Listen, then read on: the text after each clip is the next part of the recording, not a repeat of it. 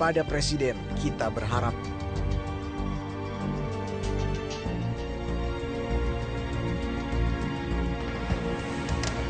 Penolakan terhadap rencana DPR merevisi Undang-Undang Nomor 30 Tahun 2002 tentang Komisi Pemberantasan Tindak Pidana Korupsi kian menggelora.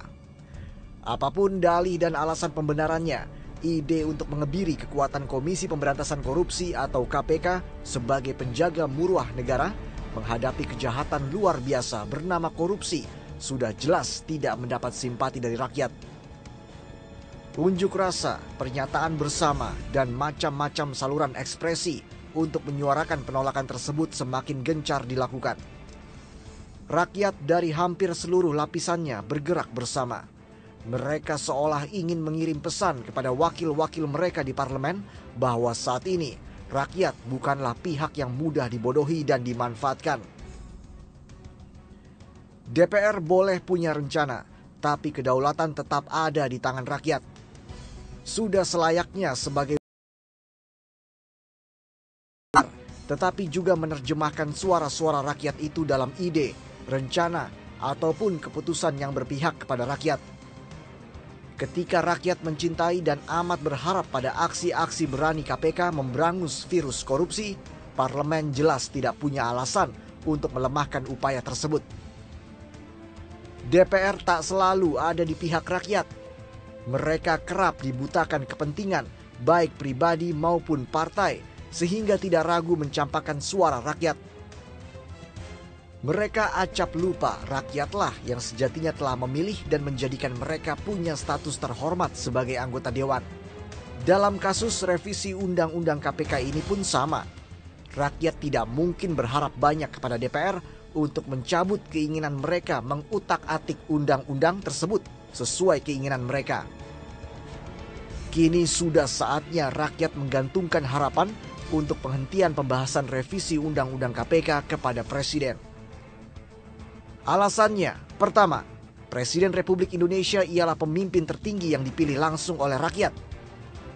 Bukan hal yang berlebihan bila ia memikul tanggung jawab besar untuk menomorsatukan kepentingan rakyat. Kedua, Presiden Joko Widodo berkali-kali menyatakan komitmennya untuk perang melawan korupsi, sekaligus memperkuat lembaga pemberantasan korupsi. Karena itu, inilah saatnya publik menagih komitmen itu dalam wujud tindakan yang nyata. Saat ini, secara teknis, Presiden Joko Widodo punya alasan kuat untuk mengabaikan ajakan DPR membahas RUU tersebut. Mengapa? Karena naskah akademik RUU tentang revisi Undang-Undang KPK masih jauh dari konkret. Bahkan rapat Badan Legislasi DPR belum sepakat mengesahkan usulan 45 anggota dewan itu menjadi usulan DPR. Presiden mestinya tidak terjebak pada agenda legislasi DPR sebelum mengetahui secara pasti substansi apa saja yang akan diubah dari Undang-Undang Nomor 30 Tahun 2002 tentang KPK tersebut.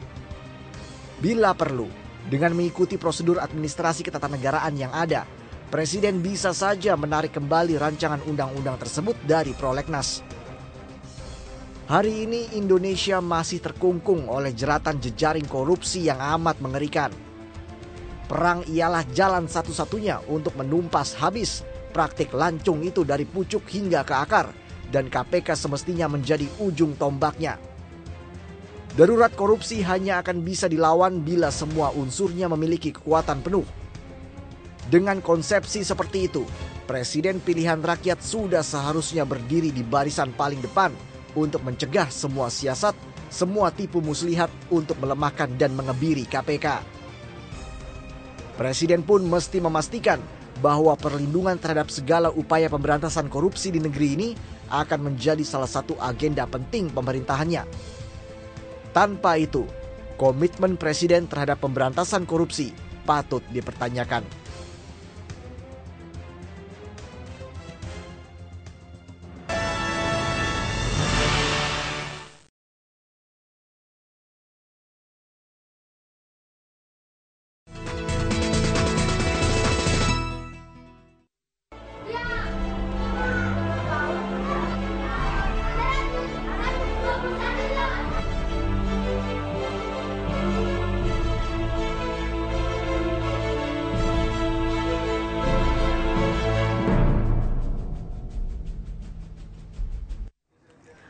Sertifikasi guru memicu fenomena perceraian guru. Betulkah demikian? Kemudian apakah hal ini perlu mendapatkan perhatian dan penanganan khusus karena ditengarai bisa berdampak kepada anak didik? Kami akan membahasnya lebih jauh pemirsa bersama dengan narasumber yang sudah hadir di studio Metro TV Manulife.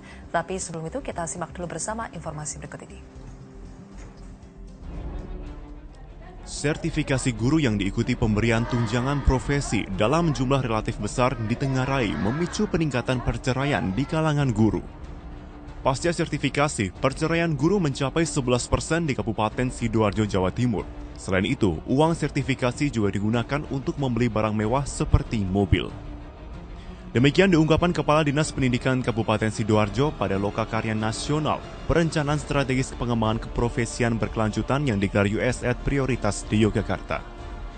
Yaitu menurut pendapat saya ya sedih sekali ya, guru sebagai manusia yang harus digugu dan ditiru, tapi memberi contoh yang tidak baik. Dan tidak, itu urusan pribadi, tapi jangan, ataukah ini menggambarkan bahwa tingkat kesejahteraan, penambahan penghasilan, diasosiasikan bisa membeli apapun, termasuk menikahi perempuan yang lain selain istrinya yang sah. Sangat kecil sekali bahwa guru-guru terutama bapak-bapak yang sudah tersertifikasi punya penghasilan lebih sehingga dia memberikan suatu peluang hiburan seperti liburan ke yang lain, apalagi sekarang banyak istilahnya perselingkuhan gitu ya, itu menjadi tidak signifikan ya pengaruhnya terhadap faktor-faktor tersebut. Melihat kecenderungan ini, Bupati Sidoarjo mengeluarkan peraturan Bupati agar tunjangan sertifikasi juga digunakan untuk meningkatkan kemampuan dan kualitas guru. Peraturan Bupati nomor 38 tahun 2013 berisi pemotongan tunjangan profesi minimal 5%. Untuk meningkatkan keprofesionalan guru, Kemendikbud telah berupaya meningkatkan pembinaan guru, salah satunya melalui pengembangan keprofesian berkelanjutan ditandai dengan kepemilikan sertifikat pendidik bagi guru profesional.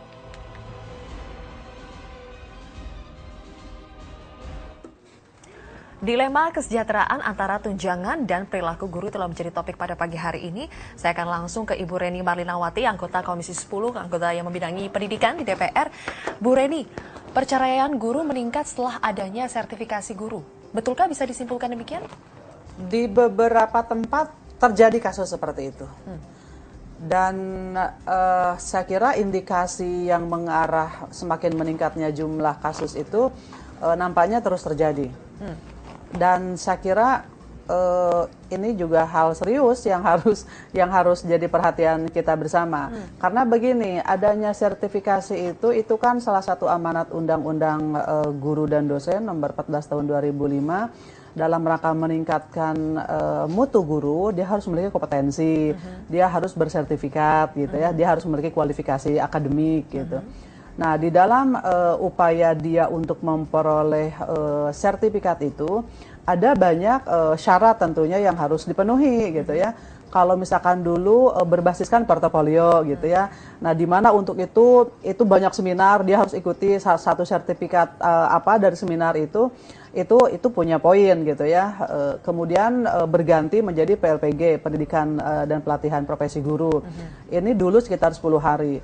Nah, dalam proses PLPG ini, kalau saya mendengar langsung keluhan dari guru-guru yang melaksanakan ini, memang mungkin banyak anak, banyak suami yang terbengkalai karena dia melaksanakan pelatihan itu belum lagi ada secara finansial. Mereka juga harus mengeluarkan uang yang tidak sedikit. Misalkan mereka selama pelatihan mengeluarkan uang yang tidak sedikit, untuk apa? Iya, karena kan biasanya misalkan ada dosen yang memberikan materi kuliah, misalkan yang membutuhkan alat pembelajaran gitu ya, untuk simulasi, untuk segala macam, itu kan dia harus beli gitu ya. Walaupun selama pelatihan memang didanai juga, diberikan transportasi juga, tapi mungkin tidak sebanding. Jadi dari segi waktu dan syarat untuk sertifikasi guru ini memang menjadi lebih berat. Itu salah satunya itu. Jadi tapi banyak sebelum kita lebih jauh, Bu Reni, tadi Anda mengatakan bahwa memang ini terjadi di beberapa wilayah. Tetapi apakah peningkatan ini cenderung masif, merata di seluruh wilayah di Indonesia sehingga akhirnya bisa menjadi perhatian yang besar untuk kita? Kalau melihat fenomena yang muncul, dua saja mungkin yang harus kita ambil. Yang pertama, akibat dari waktu tadi ya. Jadi berkurangnya waktu bagi seorang ibu atau ayah untuk keluarga karena terlalu disibukkan dengan urusan-urusan dalam rangka sertifikasi itu gitu. Tapi ya. Apakah kemudian DPR, secara ekonomi juga mungkin terutama ibu-ibunya DPR mungkin memperoleh gitu. data yang valid nggak soal ini? Sampai hari ini kami belum memperoleh data tentang itu. Saya hanya memperoleh masukan mulai dari kunjungan saya ke berbagai sekolah, bertemu dengan guru-guru, kemudian melalui media yang masuk kepada saya, baik SMS, telepon gitu. Kalau begitu, apakah bisa disimpulkan bahwa sertifikasi guru ini akhirnya memicu angka peninggian angka perceraian? Di beberapa daerah saya kira terjadi seperti itu. Oke. Pak Kudrat, bagaimana tanggapan Anda soal sertifikasi guru memicu meningkatnya angka perceraian guru? Kalau menurut saya gitu secara akademik gitu ya, itu ada mungkin, tapi seberapa besar kalau ilmiah kan harus jelas hitungannya. Nah yang kedua, di ilmu sosial ekonomi itu secara sains tidak ada fenomena single kausal gitu ya, tidak ada single kausal. Nah oleh karena itu saya tidak menolak dan tidak juga mengiyakan. Masih 50-50. Ya, kedua ini masih hipotetis kalau dia masih naik terus gitu ya. Nah yang ketiga, kita karena tidak ada penelitian kita tidak punya angka itu, Jadi dugaan-dugaan yang bersifat hipotetis ya boleh-boleh aja dan menarik gitu. Tapi apakah PGRI juga mendapatkan laporan-laporan atau cerita-cerita yang sama soal hal ini? Ya serupa seperti di teman-teman di DPR. Masalahnya lebih ke apa? Lebih karena akhirnya ada ketimpangan penghasilan antara suami dan istri, atau lebih karena waktu dan dari segi finansial juga ikut tersita karena sertifikasi guru? Oh banyak itu. Satu, memang penghasilan lebih banyak dia daripada suami. Yang kedua, ketimpangan tadi ya waktu.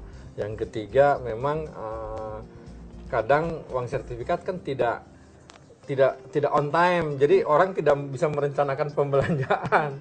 Kalau orang tidak bisa merencanakan pembelanjaan, akhirnya mungkin bisa membeli untuk yang tidak terencana seperti manusia kalau pergi ke pasar yang tidak rencana beli akhirnya beli. Nah, itu yang memang mungkin terus yang memang ada budaya konsumerisme. Guru juga manusia pasti ada itu, tetapi itu kecil itu karena dia tidak punya waktu. Jumlah tunjangan sertifikasi ini berapa kali gaji pokok? Satu kali. Sekarang gaji pokok guru berapa, Pak? Varian itu tergantung golongan. Ada yang golongan 3, golongan 4. Golongan terendah, golongan 3 berapa? Golongan 3 itu sekitar 2,7 ya Bu ya? Untuk Jakarta beda-beda. Ya. Jadi beda-beda. Oke. Jadi kalau selama ini apakah tunjangan dari sertifikasi guru itu dibayarkan per bulan atau bagaimana? Harusnya per bulan, tetapi kenyataannya bisa 2 bulan sekali, 3 bulan sekali. Yang terjadi 3 bulan sekali yang paling sering, tapi ada yang sampai setahun itu tidak dibayarkan. Nah ini juga memicu konflik juga.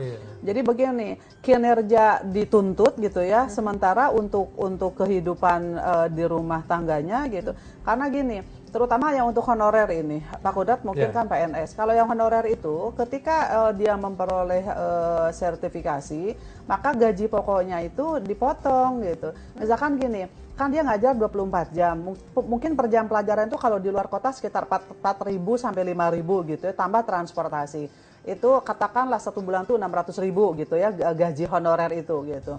Nah itu ketika dia memperoleh sertifikasi, itu banyak kasus yang saya temukan, itu tetap dipotong setengahnya setelah dia mendapatkan sertifikasi gitu ya. Dipotong itu sesuai dengan aturan atau tidak? Oh tentu tidak ada aturan yang mengharuskan. Lalu justru sertifikasi itu kan meningkatkan kesejahteraan dan mutu guru tujuan utamanya. Jadi untuk apa gaji pokoknya dipotong setelah sertifikasi? Ya saya tidak tahu persis apa alasan kepala sekolah. Bisa diduga hanya yang jelas begini liar? juga. Saya juga kan mungkin Pak Kudrat kalau bicara ke Pak Kudrat mungkin pada takut, kalau ke saya mereka banyak yang cerita. Ada yang kemudian ketika misalkan pencairan akan dilakukan, itu kan dilakukan pemberkasan. Ada pemberkasan itu misalkan kalau di saya tidak tahu di Kemendikbud sama atau tidak dan Kementerian Agama, itu harus ditandatangani oleh pengawas. Maka ketika uang sertifikasi cair itu dia harus berikan ke pengawas, kemudian dia harus bagikan ke sana kemari. Jadi banyak yang dibagi gitu. Ini banyak yang dikeluhkan, tapi guru-guru ini tidak mau Jadi kalau bicara dari kepada instrukturnya. ya, gitu, jadi kalau tidak dari terus segi terang. sistem pembayaran, ketika itu dibayarkan menumpuk, memicu masalah. Tetapi ketika itu dibayarkannya lama juga akhirnya memicu Iya, masalah. bayangkan Mbak, Dua-duanya 6 memicu bulan, masalah. Betul. 6 bulan Oke. sekarang dia tidak memperoleh uang sertifikasi. Bayangkan dengan gaji 600.000, misalkan yang 600.000 ada lagi mungkin yang lebih rendah. Untuk menghidupi rumah tangga, apalagi dengan sekarang harga-harga yang mahal, itu kan luar biasa. Mudah sekali memicu konflik gitu. Satu sisi tenaga dikuras gitu kan. Ke Pak Kudrat, Iya. Anda melihatnya kalau memang akhirnya fenomena ini semakin meningkat begitu Pak, Iya. apa yang harus dilakukan kepada para guru ini? Saya pikir perlu ada pelayanan yang lebih baik sama itu supaya ketepatan membayar Bu ya. Nah itu yang kedua juga perlu ada sosialisasi lah bahwa meskipun ini tidak begitu penting sosialisasi, yang penting ketepatan dulu bahwa ini sesungguhnya harapan saya kesejahteraan yang mereka sudah terima pun banyak guru secara tidak sadar atau pemerintah melihatnya tidak begitu tepat.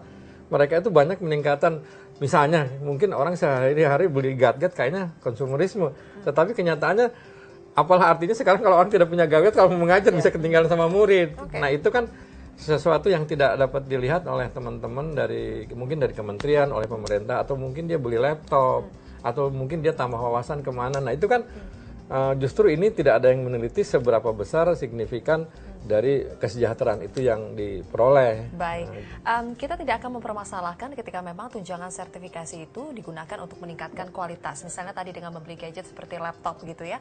Tetapi ada temuan bahwa ternyata sertifikasi guru juga digunakan untuk hal-hal yang konsumtif. Misalnya untuk membeli mobil. Kami akan mengulasnya lebih jauh pemirsa setelah jeda.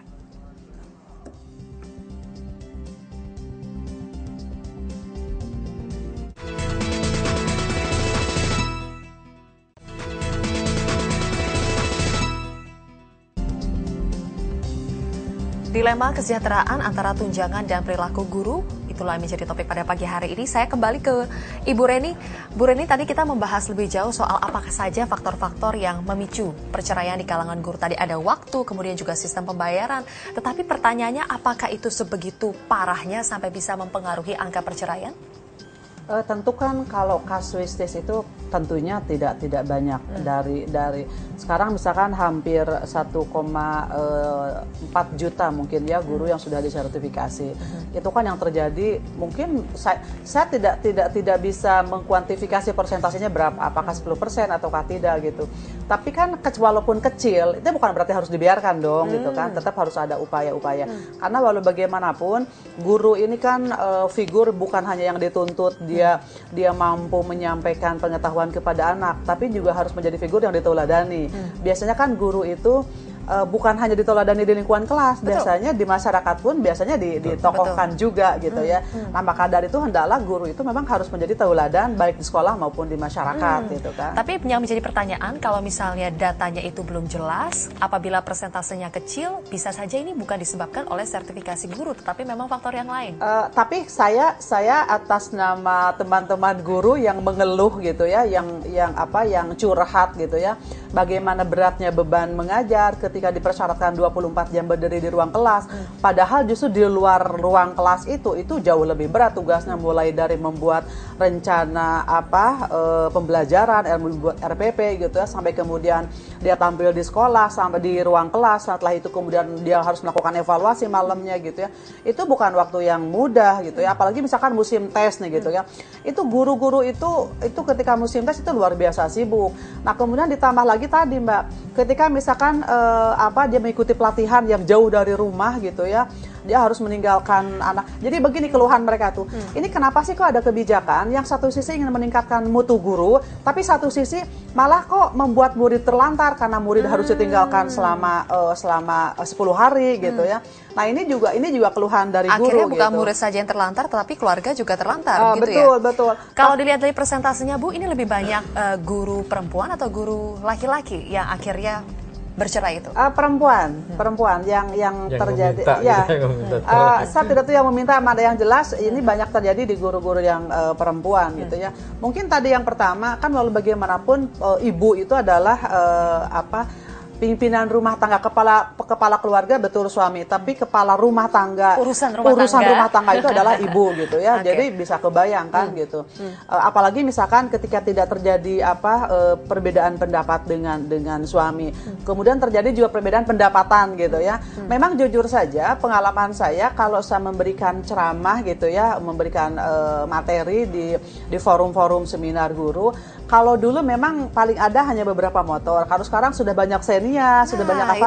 Satu sisi saya merasa bangga gitu ya, secara ekonomi mereka mengalami peningkatan. Memang satu sisi sesungguhnya yang kita tuntut bukan hanya itu, tapi justru mutunya dulu. Betul. Karena guru ini itu ujung tombak terdepan loh. Jadi sehebat apapun kurikulum, sehebat apapun potensi murid, kalau guru tidak bisa mengemas, kalau guru tidak mengeksplor potensi murid, itu tidak akan bermakna apa-apa.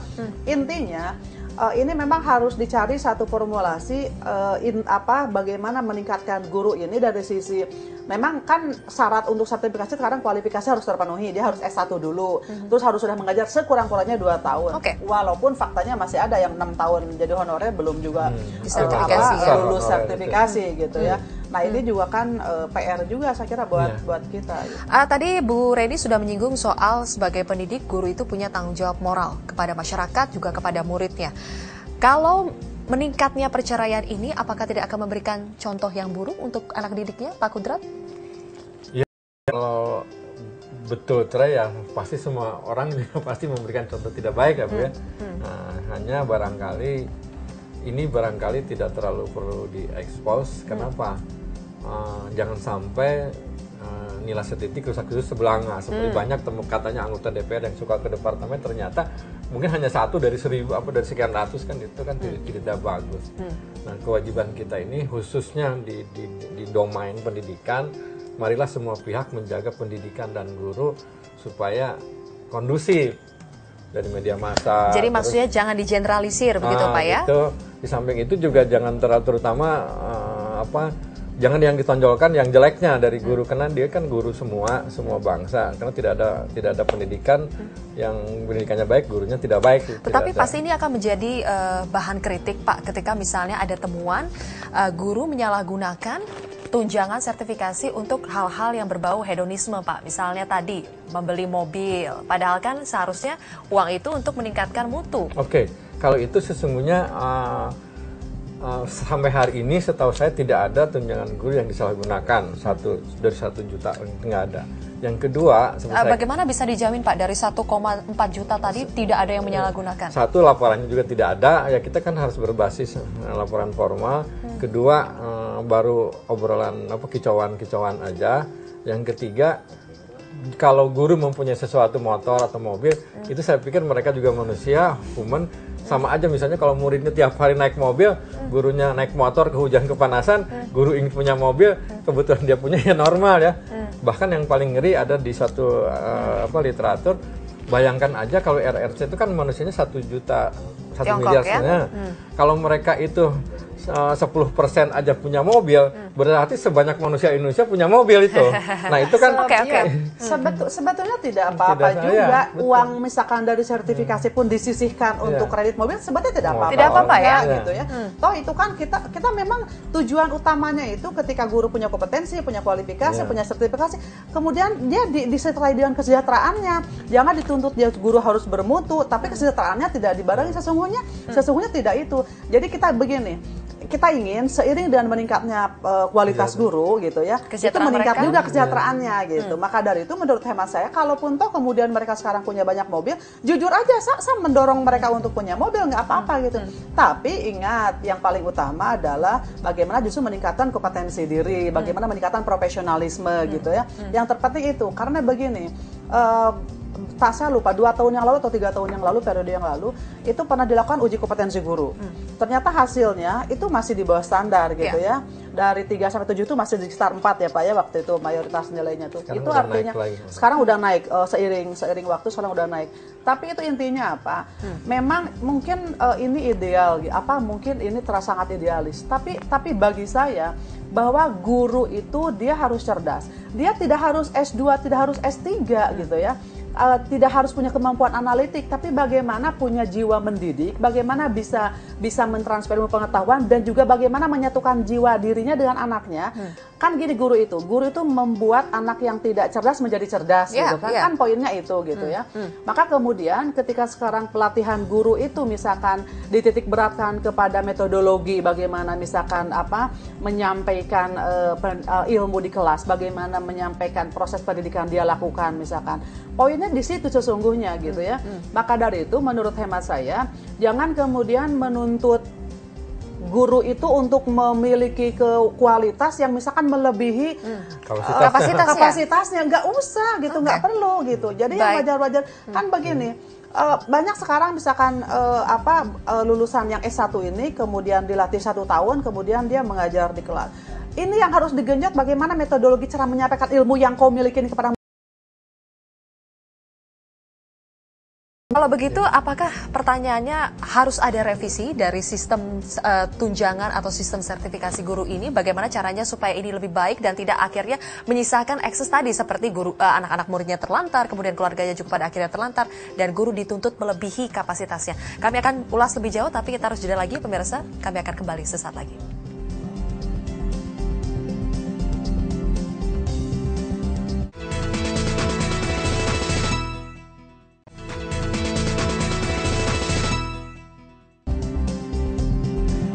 Kembali lagi bersama kami pemirsa, saya akan mengajak Anda untuk bergabung bersama dengan pengamat pendidikan Indra Karismaji yang bergabung dari luar studio. Selamat pagi Mas Indra. Pagi Mas Sylvia. Oke, Mas Indra, saya ingin tanya sebetulnya seberapa valid kalau misalnya kita menyimpulkan bahwa sertifikasi guru ini memicu meningkatnya angka perceraian guru? Kalau kita Google saja lah, kita Google berita tentang perceraian itu dari Sabang sampai Merauke muncul semua kasus ini. Ini yang pertama. Yang kedua, perjalanan saya keliling Indonesia bicara dengan beberapa kepala dinas pendidikan baik level kota, kabupaten maupun provinsi menyampaikan hal yang sama. Kalau meningkatnya sangat signifikan ini dibanding dulu sebelum sertifikasi. Tapi kalau saya nggak ingin melihat dari sisi personalnya Mbak ya. Saya ingin melihat itu kalau kondisi tahun 2012 World Bank itu memberikan satu masukan yang mengatakan anggaran pendidikan kita yang 20% itu belum efektif. Terbukti dengan apa? Salah satunya adalah kualitas pendidikan kita yang masih sangat rendah, TIMSS rendah, PISA rendah, learning curve kita ranking 40 dari 40 negara, di World Education Forum tahun ini kita nomor 69 dari 76 negara, itu kan rendah sekali. Nah, kita juga bisa melihat hasil UKG 2012, passing grade-nya 70, guru-guru itu rata-rata cuma 44 nilainya. Ya kan? Jadi Anda ingin menyampaikan bahwa sertifikasi guru ini belum memberikan dampak secara signifikan dalam meningkatkan mutu pendidikan? Tepat sekali, dan kemungkinan sebabnya karena masalah-masalah pribadi tadi, ya kan? Kalau angkanya meningkat. Seberapa penting Anda melihat masalah personal ini harus kita perhatikan, harus kita tangani? Seberapa penting Anda melihat itu? Mungkin yang harus kita mulai kaji adalah pemberian sertifikasi ini harus dituntut kinerjanya, Mbak. Jadi bukan sekedar, artinya tidak terlampau mudah untuk pemberian sertifikasi ini, tapi betul-betul dikontrol. Apalagi saya dengar dari Pak Dirjen, tahun depan itu anggaran sertifikasi lebih dari 80 triliun. Kalau dibagi 3 juta guru itu per bulan lebih dari 2 juta. Hampir 2.500.000 itu. Bagaimana mengawasi dan siapa yang harus mengawasinya, Mas Indra? Kalau menurut saya yang paling tepat ya di bawah Dirjen Guru.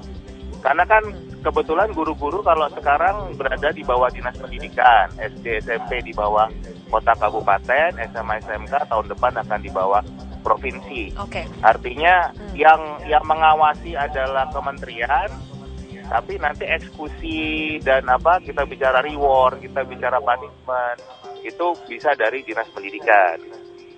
Oke, lalu kalau Anda lihat akar masalahnya ini sebetulnya di apa? Apakah karena sistem sertifikasi guru itu menuntut waktu dan perhatian lebih dari guru sehingga meningkatkan perceraian, atau apa masalahnya?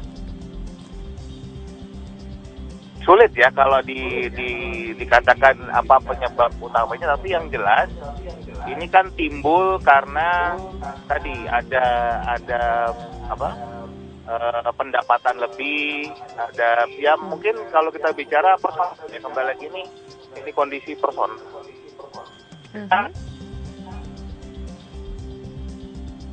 Halo Mas Indra. Ya kan? Halo Mbak. Ya, silakan dilanjutkan lagi Mas Indra, tadi sempat terputus tapi kami sudah bisa mendengar lagi. Ya, jangan sampai masalah personal itu mengacaukan masalah bangsa yang lebih besar, ya kan? Kalau ibaratnya punya masalah perceraian lah, ini masalah keluarga, pasti akan berimbas bagaimana performa sang guru dalam mendidik. Nah ini yang harus dijaga, ya kan? Makanya pemberian tunjangan sertifikasi, tunjangan lain betul-betul harus dikontrol. Kemudian kita harus melihat adalah kompetensi guru tersebut. Memang benar meningkat atau tidak. Saya juga baru saja dapat dari Pak Dirjen nih yang mengatakan di beberapa daerah, guru-guru yang sudah menerima tunjangan sertifikasi, itu sepertiga waktunya tidak pernah muncul di sekolah. Ada penelitian yang mereka lakukan. Ini kan, waduh, artinya penghambur-hamburan uang rakyat. Ya. Kalau kita melihatnya ke situ kan. Jadi justru performanya menurun karena anggapannya tunjangannya sudah besar, dia bisa santai-santai, begitu Pak ya? Ada oknum-oknum yang begitulah. Nah ini yang harus betul-betul Terakhir Mas Indra, ya. Kalau begitu saran Anda apa supaya agar betul-betul tunjangan atau sertifikasi guru ini tepat sasaran dan tidak meninggalkan ekses-ekses yang kita tidak harapkan, misalnya anak terlantar, keluarga terlantar, bagaimana? Oke, yang pertama adalah UKG, uji kompetensi guru, itu jangan dibuat seperti ujian, tapi harus lebih sebagai contoh kayak kita mau medical check up, Mas.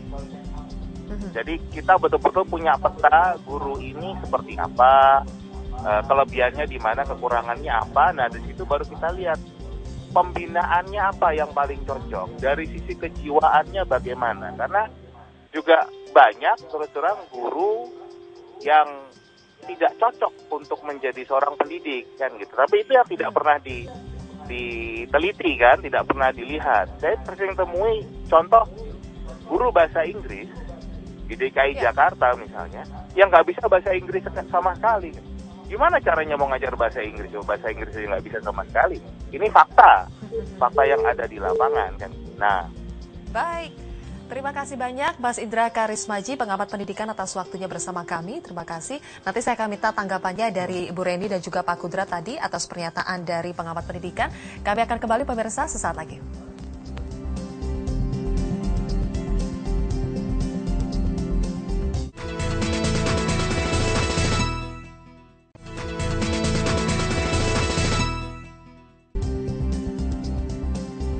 Ya, kembali lagi bersama kami di Bincang Pagi. Kita sudah sampai di segmen terakhir, pemirsa. Pak Kudrat, dengan tunjangan yang lebih besar, ada gaji pokok, tunjangan kinerja, dan ada tunjangan daerah, Pak ya. Itu juga akhirnya membuat kita menuntut performa guru ini meningkat. Iya. Bagaimana caranya performa guru tetap bisa meningkat, tetap bisa dijaga, tapi tadi tidak menimbulkan ekses-ekses negatif, perceraian, penelantaran anak, didik, dan sebagainya. Ya. Baik, terima kasih. Saya rasa ini bagus, pertanyaan bagus sekali. Yang harus kita lihat itu kita semua mengintrospeksi diri, terutama dari government, dari government turun sendiri, khususnya Kemdikbud, sistem pemberian tunjangan pun belum baik gitu ya. Misalnya tunjangan diberikan dari 3 bulan, dari 4 bulan, itu kan sementara gurunya sudah mau dinilai. Nah itu kan, kemudian yang kedua kasus-kasus itu kan kasus jangan menggeneralisir kasus nilai setitik sebelanga. Lain kali yang dilihat tuh sekarang tugas guru semakin berat yang udah pasti. Beda zamannya. Nggak mungkin anak murid pakai gadget, gurunya nggak pakai. Terus pasti yang diberikan itu. Jadi ngelihatnya dari sisi lebih banyak dari sisi positifnya. Oleh karena itu, jangan terlalu sekali waktu perlu dilihat beban guru itu seberapa besar di zaman modern seperti ini. Dia perlu apa? Maka masa harus naik motor terus kehujanan terus muridnya bersih wangi gitu kan nggak mungkin. Jadi maksudnya tidak apa-apa ya kalau misalnya uang tunjangan itu digunakan untuk tadi kenyamanan ya, tadi. Karena itu kalau itu merupakan satu tuntutan ya itu kan normal-normal saja. Nah yang penting kita harus yang tahu tentang kondisi guru itu pasti asosiasi profesi guru. Kalau yang lain di luar itu ngomong banyak itu nonsen, sesungguhnya lebih banyak bukan mereka salah sama sekali tapi lebih banyak salahnya daripada profesi guru. Masalah guru honorer, mungkin seberapa besar guru honorer itu membantu guru yang tadi kasus mungkin yang guru dapat ini kena sakit yang ditutup dulu oleh guru yang honorer itu kan. Nah, bahkan kami sekarang sedang memperjuangkan upah minimum penghasilan guru di seluruh republik ini, termasuk guru ngaji, guru yang di madrasah itu kami mau menjadi apa bangsa ini kalau dididik oleh guru honorer yang lebih banyak daripada guru negerinya. Banyak soal kasus gitu. Jadi kami melihat semuanya mari berpikir secara jernih, secara komprehensif, ajak asosiasi profesi guru yang lebih tahu, teman-teman di DPR juga lebih tahu, lebih kritis. Saya tahu banyak yang betulnya. Oleh karena itu, mari kita pikirkan bersama gitu. Tapi bagaimana Pak? Ada guru yang setelah mendapatkan tunjangan sertifikasi ternyata performanya menurun, malah jarang masuk kelas, kemudian nyambi di tempat lain. Itu bagaimana? Itu kalau dari 100.000 guru satu begitu, saya rasa itu menjadi tugas. Kan banyak ada yang kontrol itu, ada kepala sekolah, ada pengawas, itu banyak. Itu kan hanya lolos aja itu kan. Itu dan saya pikir guru juga manusia, pasti tidak dari 100.000 itu tidak ada yang bersih semua kayak mereka. Tapi mungkin bisa diangkat dari sini. Sebetulnya di Indonesia ini jumlah guru sangat melimpah ruah. Kita hampir punya 3,1 juta guru ya sampai tahun ini. Tapi kenapa honorer itu kok selalu ada pengangkatan terus-menerus? Nambah lagi. Belum lagi misalkan pendidikan dipolitisasi gitu ya, karena ada tim suksesnya di pilkada kemudian dia diangkat jadi honorer gitu. Nah, ini salah satu penyebab memang itu juga yang menyebabkan nanti pola sertifikasi ini akan dirubah gitu ya, bukan dihapuskan. Jadi banyak ini PNS yang sudah mendapatkan sertifikasi, kemudian tampil 24 jam itu tidak dia lakukan, tapi dia bebankan ke guru honorer gitu. Sementara dia sendiri misalkan entah apalah, entah kemana gitu ya. Jadi apa yang harus diubah? Nyambi lain gitu ya. Maka ke depan sertifikasi itu bukan lagi berbasiskan dia tampil 24 jam di depan kelas, tapi berbasiskan kinerja. Jadi nanti pembayaran itu dilakukan sesuai dengan kinerja yang dia lakukan gitu. Jujur saja mungkin saya malah memang sekarang kepada guru honorer sama apresiasi luar biasa. Karena beban mereka itu ternyata bisa jadi jauh lebih berat daripada yang sudah PNS sesungguhnya gitu ya. Contoh kasus misalkan kayak tadi. Tapi kan tadi misalkan ketika honorer ini sudah dapat PNS di beberapa tempat gaji pokok dipotong. Sementara PNS mulai tunjangan fungsional, tunjangan kualifikasi, sertifikasi, kemudian gaji pokok juga sudah dapat gitu ya. Jadi hal-hal seperti ini gitu menurut hemat saya. Walaupun sekali lagi walaupun ini hanya di beberapa tempat tapi harus tetap jadi perhatian kita gitu ya. Dan sekali lagi saya setuju dan saya juga terima kasih media sudah mengangkat hal-hal seperti ini. Dari 1,3 juta guru yang sudah disertifikasi, mungkin hanya nilai setitik saja sesungguhnya yang terjadi. Tapi ini karena guru itu kan figur yang harus dimuliakan. Kita beradab ini kan karena guru gitu ya. Dan guru itu pelanjut peradaban di bumi ini, peradaban manusia. Maka dari itu untuk memuliakan guru ini ya kita harus betul-betul membuat guru ini harus patut ditauladani gitu ya.